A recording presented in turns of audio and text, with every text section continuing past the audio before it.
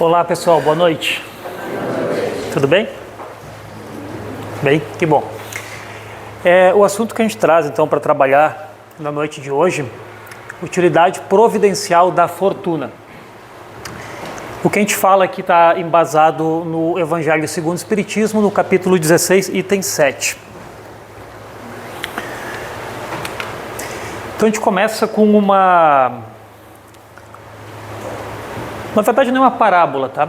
É uma situação que ocorreu, uma conversa de Jesus com um jovem. Um jovem muito rico foi procurá-lo pedindo o que era necessário para que alcançasse a vida eterna. Jesus diz a ele: você precisa seguir a todos os mandamentos. Esse jovem responde que já segue todos os mandamentos. Então Jesus diz assim: então vá, vende tudo o que você tem, dê aos pobres e me siga.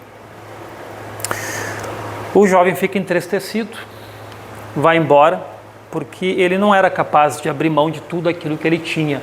Ele gostava daquilo que tinha. E vai embora. Depois desse episódio, a gente tem essas duas colocações que Jesus faz, registrada também pelos apóstolos, aqui é Mateus, né? Capítulo 19, versículos 23 e 24, onde ele diz assim: disse então Jesus aos seus discípulos: em verdade vos digo que um rico dificilmente entrará no reino dos céus. E outra vez vos digo que é mais fácil um camelo passar pelo fundo de uma agulha do que entrar um rico no reino de Deus. Nessa última frase aqui, camelo entendam como um barbante, uma corda grossa, não tem como fazer ela passar no fundo de um buraco de uma agulha, tá? Não é o camelo animal. Quando a gente lê essa passagem, e ela é bastante conhecida, a gente pode entender que Jesus está condenando a riqueza. Como se Jesus pudesse, por exemplo, condenar as árvores. Vamos condenar a floresta amazônica, ela é abundante em árvores. Vamos condenar os oceanos, porque são abundantes em água e vida. A gente não pode imaginar Jesus condenando um recurso. Tudo o que existe nesse planeta, à nossa disposição, é recurso, ferramenta. Não tem cor, é incolor. Quem que dá cor para o recurso é o espírito que o usa. Nós, né? Espíritos encarnados. Então, olha só um exemplo. Num galpão tem uma enxada encostada na parede. Você pode, é um recurso, é um instrumento. Eu posso pegar aquela enxada e posso capinar um lote. E depois eu posso, com esse lote, produzir. Então eu fiz um bom uso daquele recurso. Eu posso pegar a mesma enxada e matar o meu vizinho, o meu irmão. Quem é que deu a cor para a enxada? Quem é que dá a cor para o recurso? Somos nós. Os recursos são só recursos. Para a gente entender a utilidade providencial da fortuna, como de qualquer outro recurso, a gente precisa entender qual que é o objetivo da vida na matéria. Vocês já pararam para pensar? Se nós somos espíritos imortais, se a nossa vida verdadeira é no mundo espiritual, por que a gente precisa encarnar?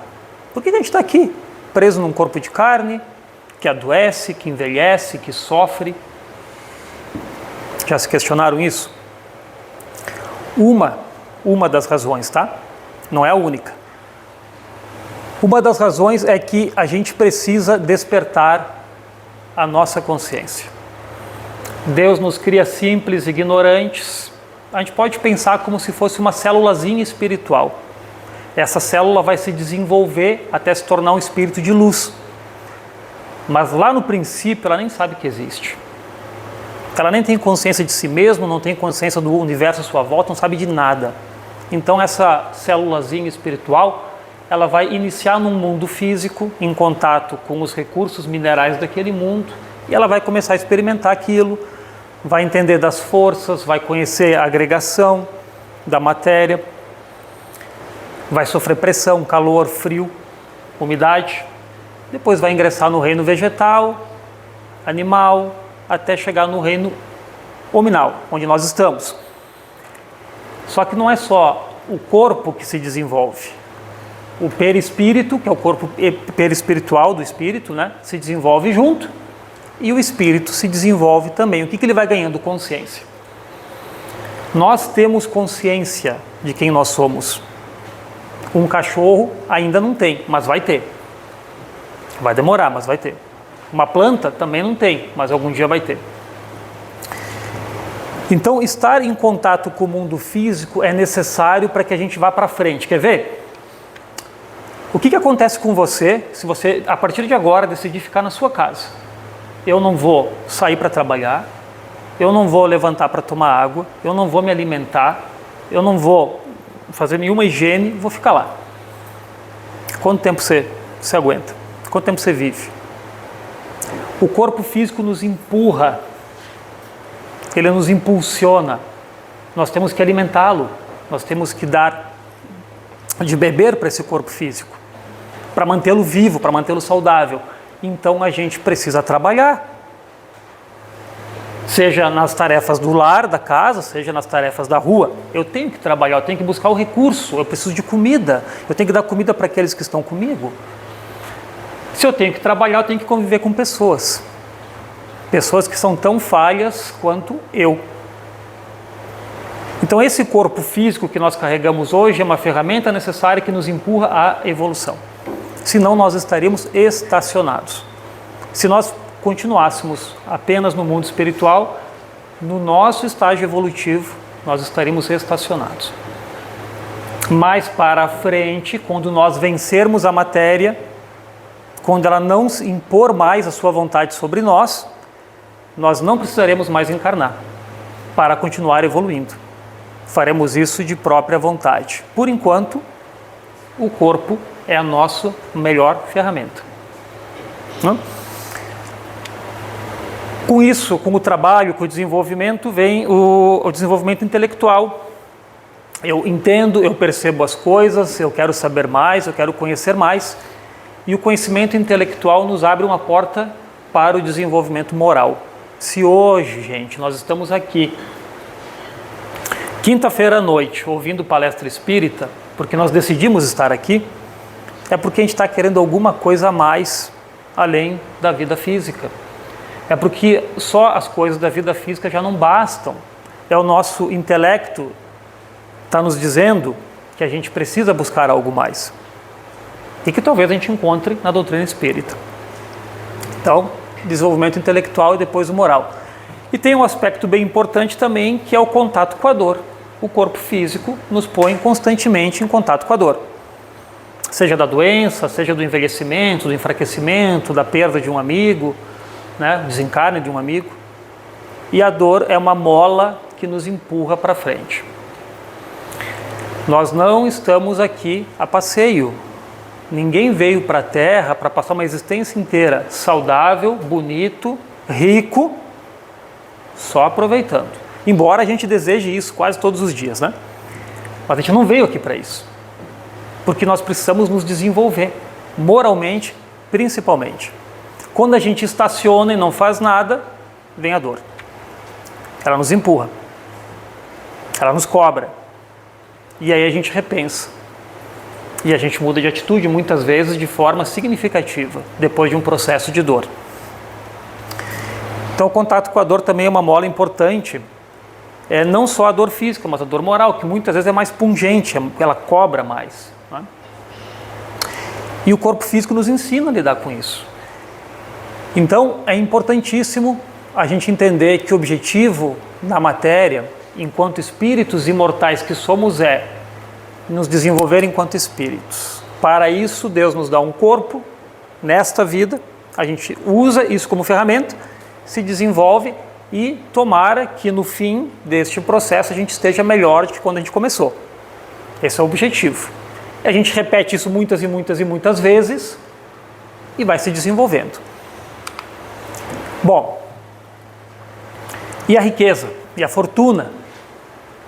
Qual é o seu papel? Por que Jesus diz mais fácil um camelo passar por um fundo de uma agulha do que um rico entrar no reino dos céus? A gente precisa adaptar essa fala de Jesus à época. Qual que era a ideia da época? A gente vive uma vida e depois vai para o paraíso. Essa era a ideia do povo na época. Não tinha outro pensamento, não existia... Até tinha a ideia da reencarnação, mas enfim, não vamos entrar nesse mérito porque isso era muito restrito para alguns grupos. De modo geral, a ideia era, eu vivo uma vez só. Depois eu vou para o paraíso ou para o inferno. Aí cada religião, cada crença dá nomes diferentes, mas essa era a ideia.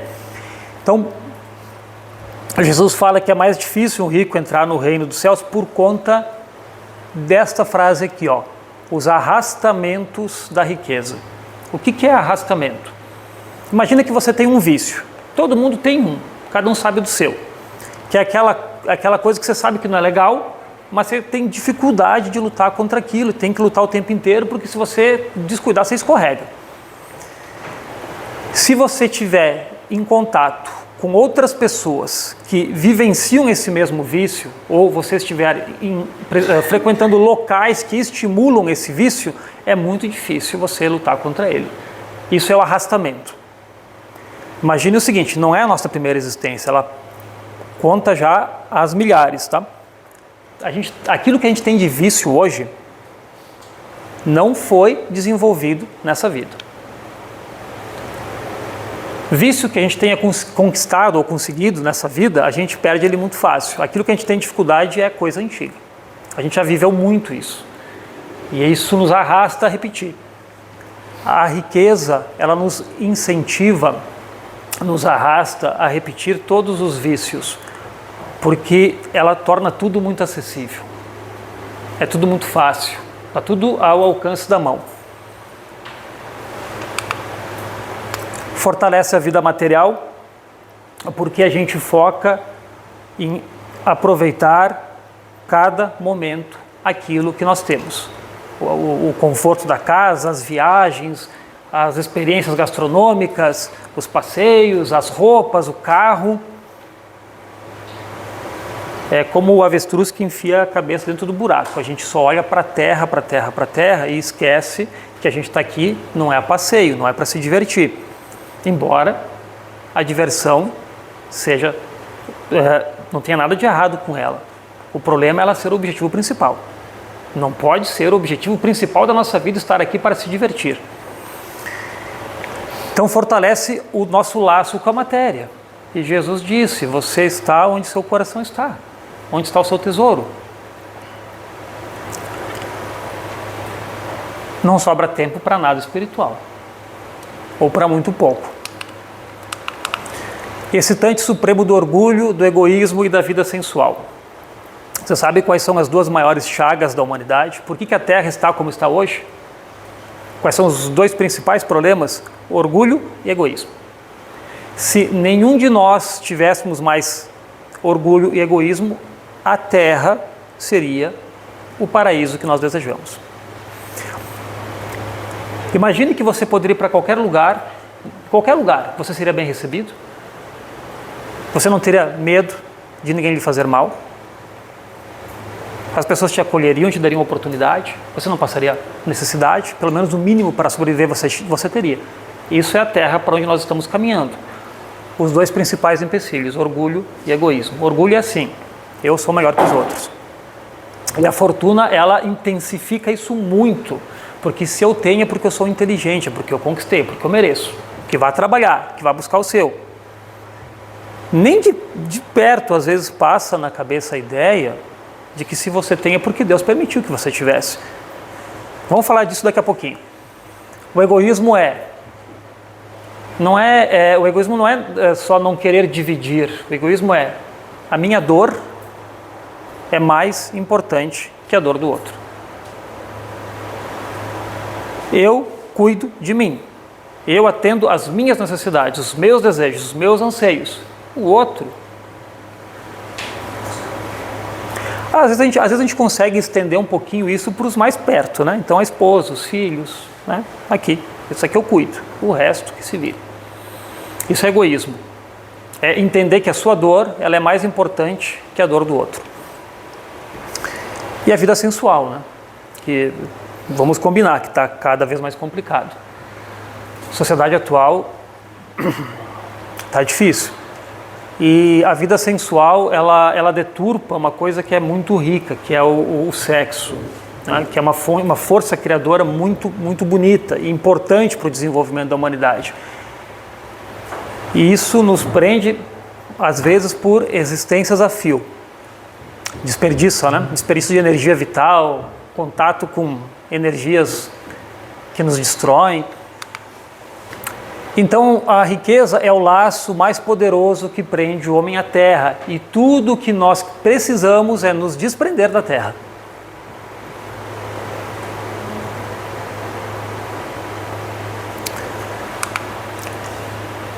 E afasta seus pensamentos do céu. De tal modo que, se já passou pela cabeça de vocês a seguinte ideia: o dia que eu for rico, ou se eu ganhar na Mega Sena, né? Só porque der um dinheiro que entra rápido e fácil, eu vou ajudar um monte de gente. Então eu vou jogar na Mega Sena, tomara que Deus me olhe para mim, porque eu quero ajudar um monte de gente. Mas vamos combinar que você vai ficar bem feliz de ajudar bastante a si mesmo primeiro, né? Às vezes a gente se engana com essa ideia. Basta a gente se perguntar: hoje, sem ter fortuna, quanto tempo da minha semana eu dedico para o outro? Quantas horas? Aí, dependendo da sua resposta para você mesmo, você acredita que, se você tiver fortuna e acesso a tudo que a vida pode oferecer, você vai ter tempo para o outro? Você vai achar tempo para o outro, se você não acha hoje?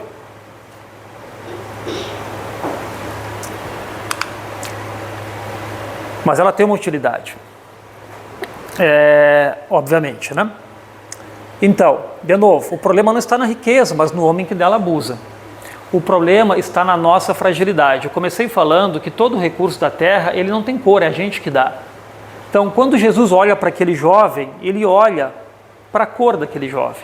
Ele olha para a aura daquele jovem e entende o que aquele jovem precisa. E nós sabemos da nossa?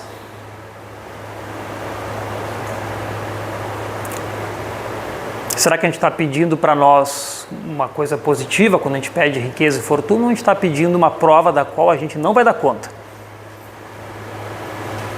Né? Então o problema é o homem que abusa dela. Onde que a riqueza é necessária? Investimento em pesquisas e no desenvolvimento de grandes trabalhos. Sem fortuna é impossível o progresso material. A riqueza precisa estar concentrada na mão de algumas pessoas que utilizem isso para o desenvolvimento científico, tecnológico, grandes obras, grandes construções. É só a gente olhar para a nossa sociedade de hoje e olhar para uma sociedade de 200, 300 anos atrás. Olha as mudanças que aconteceram. Essas mudanças só são possíveis por conta do uso da riqueza. Então, o desenvolvimento do globo, até a Terra se tornar uma casa melhor, mais confortável para toda a população, só é possível por conta do bom uso da riqueza. Aprimoramento material do globo. E o bem comum. A riqueza tem o objetivo de proporcionar o bem comum.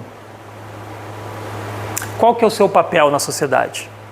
Ou melhor, né, qual que deveria ser o nosso papel na sociedade? Proporcionar o bem comum. Se eu já sou uma pessoa que faço isso por natureza, quando eu tiver fortuna, o que eu vou fazer com a minha fortuna? Vou usar para fazer mais bem comum. Agora, se por natureza eu sou uma pessoa que penso primeiro em mim e não sobra tempo para o outro, se eu receber fortuna, 99% de chance de eu continuar usando aquilo só para mim e não ter tempo para o outro e não olhar para o sofrimento do outro. O homem rico consciente, esse é um conceito que eu acho muito importante da gente entender. Está na primeira frase aqui, ó. O homem rico consciente é um dispensário fiel e inteligente de Deus na Terra. Já pararam para pensar nisso? O homem rico e fiel é um dispensário de Deus. O que é dispensário de Deus? É alguém para quem Deus confia a riqueza, para que essa pessoa, de forma inteligente, possa destinar isso para a sociedade. E eu não estou falando de dar, porque dar é muito fácil. Não é transferir dinheiro para a conta bancária da instituição de caridade. É você criar a instituição de caridade. É você desenvolver ela, é você participar, você investir. Isso é o homem consciente. Mas vamos combinar que o que a gente vê ali fora não é tanto isso, né? Quem tem riqueza está fazendo o quê? Curtindo a vida na maior parte das vezes. Por quê? Porque se nós que frequentamos casa espírita, ouvimos palestra espírita, lemos, estudamos, temos dificuldade de botar em prática os conceitos que nós aqui entendemos, imagina aqueles que nem conhecem. Com fortuna, vão fazer o quê? Vão se perder de verdade. Não é? Dispensário fiel e inteligente de Deus. Na verdade, não é só quem tem fortuna, todos somos. Todos nós somos representantes de Deus na Terra. Quando você estende a mão para ajudar alguém que passa dificuldade, para aquela pessoa, naquele momento, você está sendo um representante de Deus. E isso te faz um bem. Isso te traz uma alegria que não tem nada na Terra de material que possa proporcionar. Uma pessoa com muito dinheiro, com riqueza, se for um dispensário fiel e inteligente de Deus na Terra, faz obras maravilhosas. Mas notem, não é necessário ter riqueza para fazer obras maravilhosas. Vamos pegar um exemplo, me veio à mente agora aqui o trabalho do Divaldo Franco, né? Na Mansão do Caminho. Ele começou aquilo sem riqueza nenhuma. Hoje é uma instituição gigantesca, atende mais de 5.000 crianças. Totalmente gratuito. As crianças moram lá, muitos ele adotou como filho. Muitos hoje que são professores, dentistas, cozinheiros daquela instituição foram alunos que passaram por ela. Começou do nada, mas para quem está sendo dispensário fiel e inteligente de Deus na Terra, o recurso não falta. Ah, você vai ter que correr atrás. Não corre, Carlos? Não falta às vezes cesta básica e vai crescendo, e quanto mais você consegue, mais família vem pedindo, mas sempre dá um jeito. E o recurso vem. Tem que correr atrás, mas vem, Deus não deixa na mão. Quando você está atuando no bem do outro, no bem da comunidade, o recurso não falta. Não precisa ser rico para isso não. Proporciona trabalho digno a muitos através de emprego de sua riqueza. O empresário consciente que desenvolve empreendimento, que esse empreendimento desenvolve a comunidade, que dá empregos, que paga de forma justa os seus funcionários, que é um ambiente de trabalho sadio. Esse empresário está fazendo bom uso da riqueza. Apoia e participa de instituições de caridade. Porque, de novo, né, a gente começa ali o trabalho de hoje com uma mão recebendo esmola. Dar dinheiro é muito fácil, mas dar dinheiro não edifica ninguém. Não adianta você doar fortunas para as instituições se você não está lá, pedindo uma prestação de contas, vendo onde é que o dinheiro está sendo utilizado, porque muitas vezes ele não está sendo utilizado para aquilo que precisa, para aquilo que é o propósito. E aí você simplesmente dá e diz assim, bom, se não estiver usando, o problema é dele. Pois é, mas aí você está sendo irresponsável com o recurso que Deus lhe deu. Porque se você está simplesmente entregando para se libertar, ficar com a consciência livre, dizer para você mesmo que você cumpriu o seu dever, mas não está indo lá verificar se aquilo está sendo usado para o propósito, né, que foi prometido. Então veja como não é fácil, gente. A prova da riqueza. A riqueza é uma prova, gera compromisso com o bem comum. Não queiramos nos furtar das experiências necessárias. Muitas vezes a riqueza é isso. A gente busca a riqueza querendo conforto material, querendo garantir o futuro dos filhos ou dos netos. E muitas vezes eles se perdem na vida justamente por causa disso que a gente garantiu para eles, né? Não precisaram construir, não precisaram buscar, experimentam de tudo que tem ali fora e se perdem. E às vezes é isso, a gente quer se furtar das dores, a gente quer se furtar dos problemas, a gente quer viver uma vida mansa, mas não é isso que nos impulsiona para frente. Não desejemos uma prova na qual provavelmente sucumbiríamos. E a gente tem isso muito comum, né? Essa imagem que mostra aqui ao lado. Então, enquanto alguns têm de sobra, mais do que precisam, e vai fora, o outro está ali se alimentando dos restos. E aquele de cima não faz nem ideia de que isso existe, porque simplesmente esse aqui é invisível para ele, nem nota.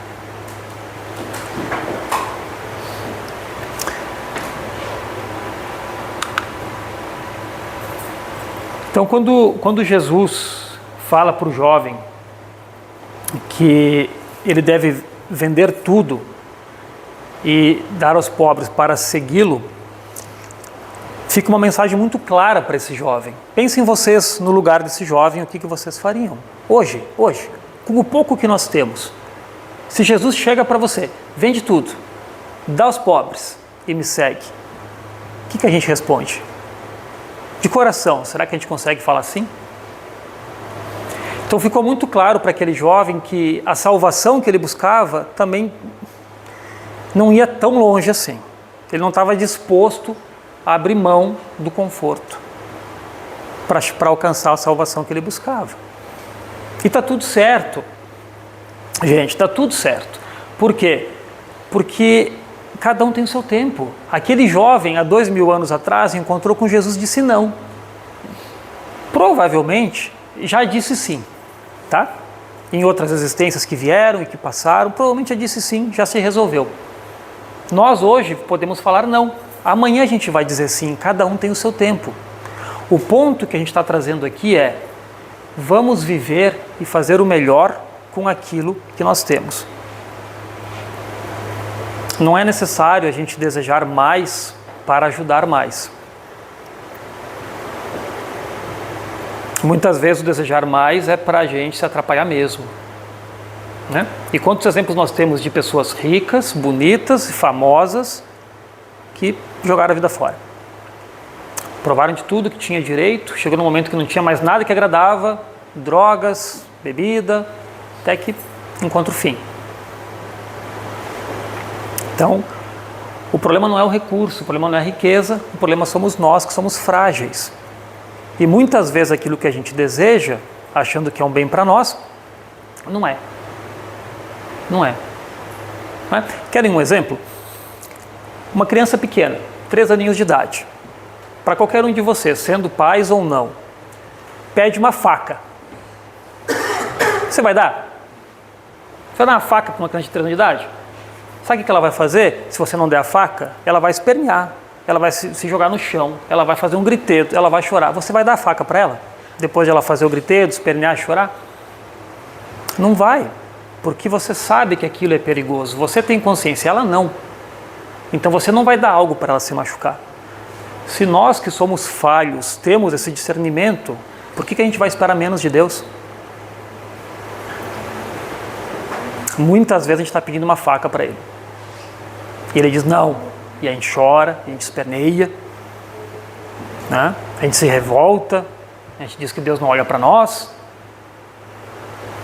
Mas a gente está pedindo uma faca. Então esse é o recado que nós tínhamos para a noite de hoje.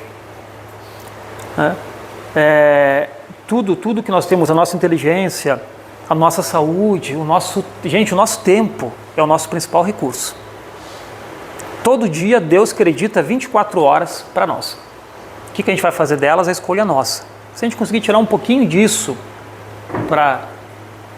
Quando eu digo assim, ajudar o outro, não é servir sopa embaixo do viaduto. Não é isso.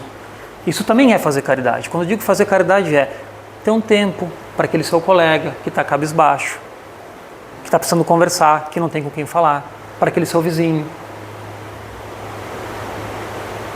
É auxiliar uma instituição que você sabe que está precisando. Não tem dinheiro, tudo bem, vai lá. O que eu posso fazer? Eu posso ser recepcionista? Posso receber aqui as doações e organizar? O que eu posso fazer? A gente precisa se colocar em contato com a dor do outro. Senão a gente fica encastelado, longe, não quero nem ver, não sabe nem que existe, portanto, está tudo certo. Mas aí a gente perde a oportunidade de ser mordomo, dispenseiro de Deus. A gente perde a oportunidade de representar Deus para aquela pessoa naquele momento. E o que mais nós precisamos é isso, é captar a vontade de Deus e segui-la de modo consciente e intencional. Quando Jesus afirmou, eu e o Pai somos um, ele estava falando disso. A vontade do Pai é a minha e a minha vontade é a vontade do Pai. Eu entendo Ele e faço. Então, vocês imaginem Jesus, ele ia pregar no templo, vocês imaginem ele passando por uma pessoa precisando de ajuda, na beira da estrada, ignorando, não, fica aí que eu estou ocupado, eu tenho compromisso. O que Jesus ia pensar? O que instantaneamente vinha à mente dele? Deus me chamou para essa tarefa. Eu achava que eu tinha que ir lá, mas Deus me chamou para essa tarefa. Se a gente desenvolver essa percepção, essa sensibilidade, isso a gente só desenvolve em contato com a dor alheia, nós estaremos encontrando o caminho da nossa felicidade. E é isso que todos nós buscamos. Muito obrigado. Faça prece.